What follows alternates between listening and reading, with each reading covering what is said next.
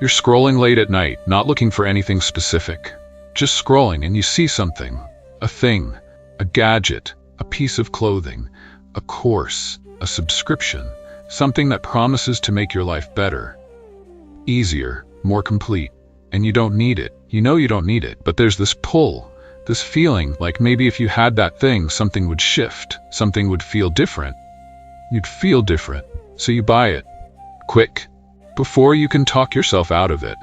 And for a moment, there's this tiny rush, like you did something, like you took action, like something changed, and then the package arrives, or the charge goes through, and you feel nothing. Or worse, you feel that familiar sinking feeling, like you did it again, like you filled a hole that can't be filled by buying things, but you'll probably do it again next week. I think most of us are living like this now. We're emptier than we've ever been, and we're spending more than we've ever spent. And we tell ourselves they're unrelated, that we just like nice things, that we're treating ourselves, that we deserve it. But there's something else going on, something we don't want to look at. There was a spiritual teacher, Osho, who said something uncomfortable about this. He said people don't buy things because they need them.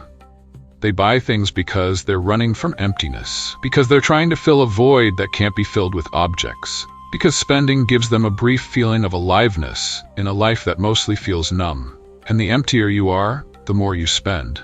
Not because you want more things, but because you need more distractions. More moments where you feel like something is happening.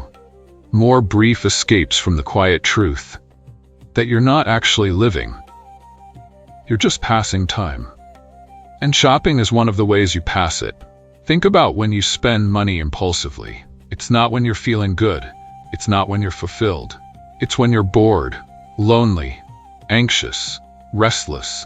When there's this vague sense that something's missing and you can't name what it is. So you try to fill it with stuff, with experiences, with things that promise transformation but deliver disappointment. And here's the weird part. It works, sort of, for a moment. The act of buying gives you a hit, a little spike of something. Not happiness exactly, but relief. Like you did something. Like you're moving forward, like you're investing in yourself. And that feeling lasts just long enough to make you forget that you've done this before. That it didn't work then either. There's this old story about a king who couldn't sleep. He was wealthy beyond measure, had everything anyone could want, but he was miserable. So he asked his advisors to find him the shirt of a happy man, because he believed if he wore it, he'd be happy too. And the advisors searched the kingdom, and finally they found a man who was genuinely happy. A simple man, content, at peace, and they asked for his shirt. And the man laughed. "I don't own a shirt," he said. "It's a parable. But the point is clear. The king was trying to buy something that can't be bought. Something that only appears when you stop trying to acquire it. And most of us are doing the same thing. We're buying shirts we don't need, hoping they'll make us into people we're not. Osho would say we've confused having with being. We think if we have enough, we'll be enough. If we have the right clothes, the right gadgets, the right life markers, we'll be the right person. We'll be complete, we'll be worthy, we'll finally feel okay. But it doesn't work that way. Having is infinite. You can always have more. There's always something newer, better, more prestigious, more impressive. And the chase never ends. The emptiness never fills. You just accumulate. And underneath the accumulation, you're still empty. Still looking for the thing that makes you feel real. I noticed this in myself. I'll buy something I've wanted for a while, and the wanting was almost better than the having, the anticipation, the imagining how it would change things. And then I get it, and it just becomes part of the background, part of the stuff I have. And I'm already wanting the next thing, already imagining how that will be the thing that shifts everything. And it never is. It's never the thing. Because the problem isn't what I have. The problem is that I'm trying to solve an inner problem with outer solutions. I'm trying to fill a spiritual emptiness with material things. And it can't be done. It's never been done. But I keep trying. We all keep trying. And the economy depends on it. The entire system depends on people feeling empty and trying to fill themselves with purchases. If people felt complete, felt whole, felt like they had enough, the whole thing would collapse. So we're sold emptiness. We're sold the idea that we're not enough, that we need more, that the next purchase will be the one that finally makes us feel okay. And we believe it. We buy it. Literally. We spend money we don't have on things we don't need to impress people we don't like. And we feel guilty about it. But we do it again. Because the emptiness is still there. And shopping is easier than facing it. Osho used to laugh at this. He'd say, look at you. You have everything and you have nothing. You're surrounded by possessions and you're completely empty. And you keep buying more emptiness. More sophisticated emptiness. More expensive emptiness. But it's still emptiness. And I think he's right. I think most of what we call consumption is just distraction. We're distracting ourselves from the fact that we don't know who we are, we don't know what we want, we don't know why we're here. And instead of sitting with that not knowing, instead of being with that uncertainty, we shop, we acquire, we fill our lives with things so we don't have to feel the space. But the space is still there, under all the things, under all the purchases, under all the accumulation. There's still this quiet emptiness, this sense that something's missing. And no amount of stuff changes that. It just covers it up, temporarily. And here's where it gets really uncomfortable. The emptiness isn't the problem. The emptiness is just emptiness. It's space, it's openness, it's the absence of filling. And that absence is actually okay. It's actually natural.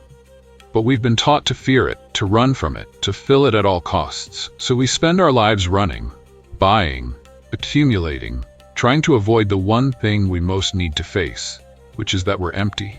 And that being empty isn't a problem to solve. It's just a fact to accept. And once you accept it, once you stop trying to fill it, it stops being emptiness and starts being space. Space to breathe, space to be, space to exist without constantly needing more. But we can't do that. We're addicted to the filling, addicted to the buying, addicted to the brief moments of relief when we acquire something new. And the addiction is subtle. It doesn't look like addiction. It looks like normal life. It looks like everyone else. It looks like participating in society. But it's killing us, slowly, quietly, through debt and clutter and the constant low-level anxiety of never having enough while having too much, of being surrounded by things and still feeling empty, of spending money we don't have to fill a void that can't be filled. And Osho would say that's the trap. You think buying will save you. But buying is what's drowning you. Every purchase is another weight, another thing to maintain, another thing to worry about, another thing that promises fulfillment and delivers just more stuff. And you know this. You've experienced this. You've bought the thing and felt empty again. You've accumulated and still felt incomplete. But you keep doing it because the alternative is scarier. The alternative is stopping, sitting, being with the emptiness, and that feels like death. But maybe it's not death. Maybe it's birth. Maybe the emptiness is actually the space where something real can emerge, something that isn't bought, something that isn't acquired, something that just is. But you won't know until you stop filling it, until you stop spending your way out of discomfort, until you sit with the void and see what's actually there. And I don't know if I can do that. I don't know if anyone can. Maybe we're too far gone, too conditioned, too addicted to the acquisition, too scared of the emptiness. But I think it helps to see it, to recognize that every time you buy something you don't need, you're probably running from something you don't want to feel.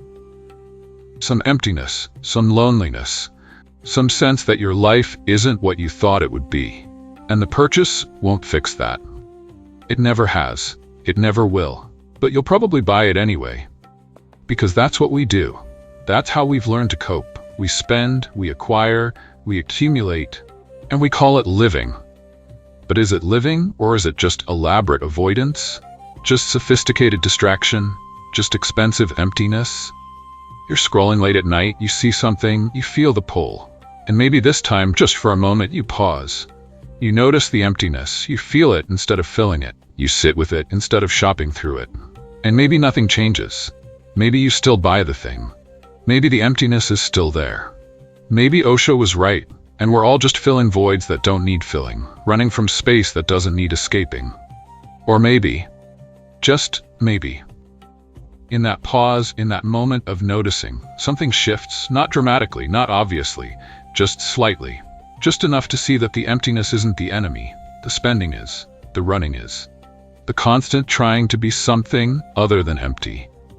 And maybe that's all you can do. Notice, pause, see, and then probably shop anyway. Because we're human. Because we're conditioned. Because emptiness is uncomfortable and Amazon delivers fast. But at least you'll know. At least you'll see. At least you'll stop pretending that the next purchase will be the one that finally makes you whole. Because it won't. It never was.